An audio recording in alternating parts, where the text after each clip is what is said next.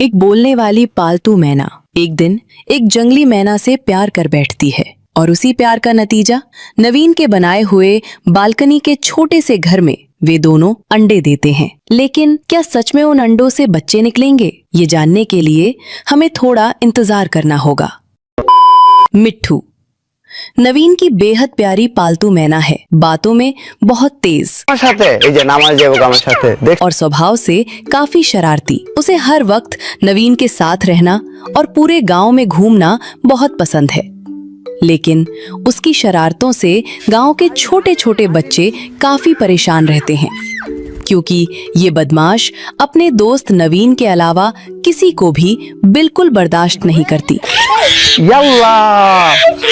जो भी सामने आता है वो उस पर झपट पड़ती है। उसका अंदाज कुछ ऐसा होता है, तुम लोग मेरे दोस्त नवीन के पास कैसे आ गए?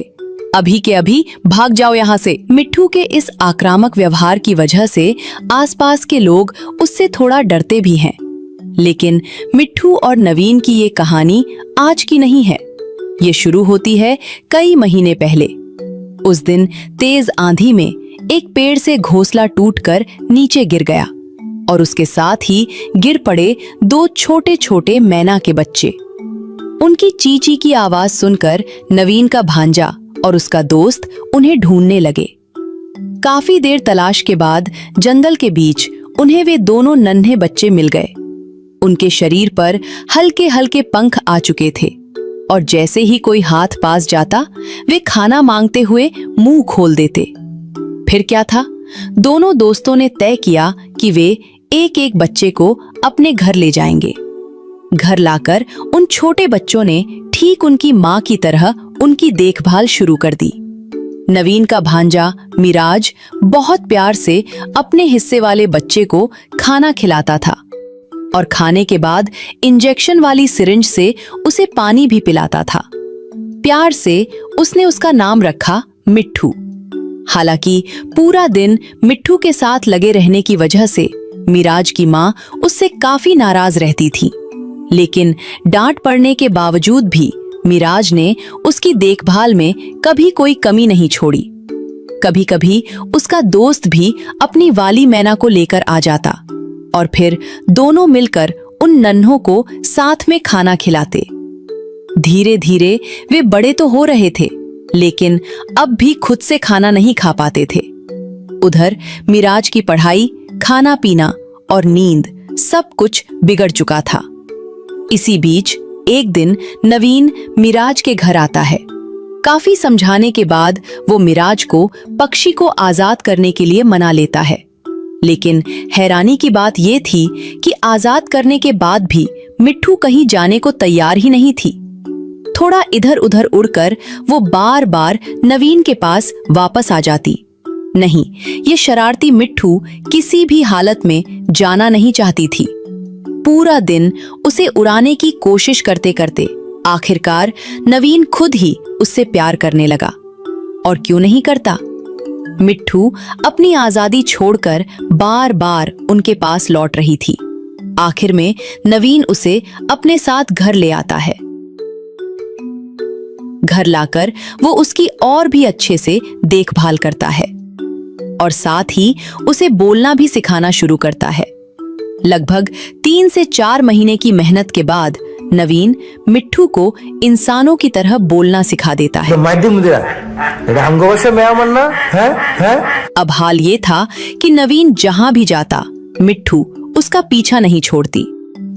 सब कुछ ऐसे ही चल रहा था। तभी नवीन एक अजीब चीज नोटिस करता है। इन दिनों मिट्ठू एक जंगली नर मैना को देखकर बेचैन हो जाती थी।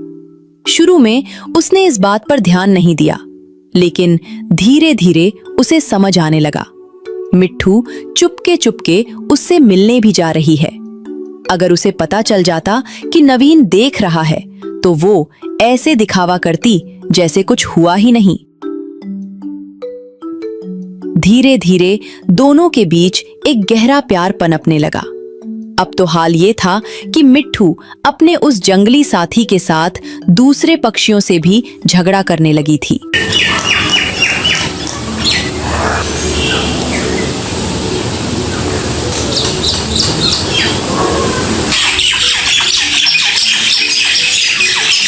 अब नवीन को डर लगने लगा, कहीं वो जंगली मैना मिट्ठू को लेकर उड़ न जाए।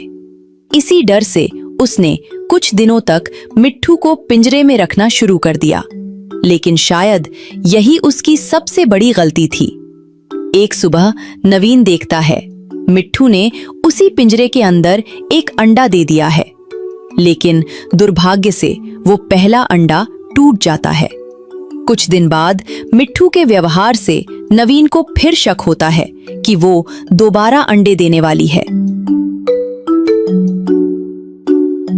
इस बार नवीन पिंजरे के अंदर ही एक छोटा सा घोंसला बना देता है, और जब जंगली नरमैना आता है तो नवीन चालाकी से उसे भी पिंजरे के अंदर बंद कर देता है। हैरानी की बात यह थी कि वो पक्षी भागने की कोशिश तक नहीं करता, क्योंकि उसकी साथी उसके साथ ही थी।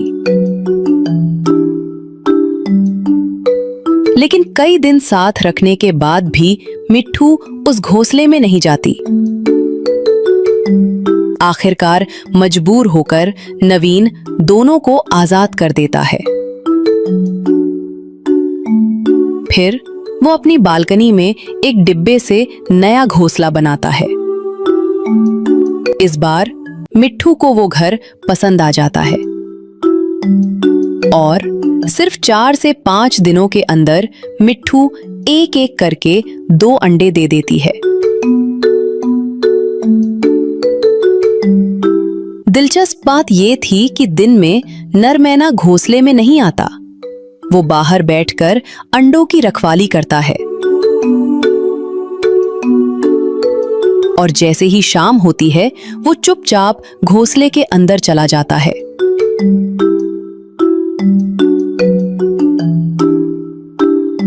करीब 15 से 16 दिनों के बाद आखिरकार खुशखबरी आती है।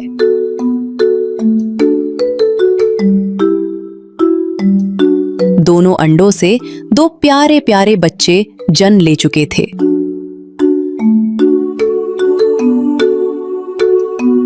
अब हाल ये था कि अगर नवीन के अलावा कोई भी उनके पास जाता तो मिट्ठू गुस्से में हमला कर देती।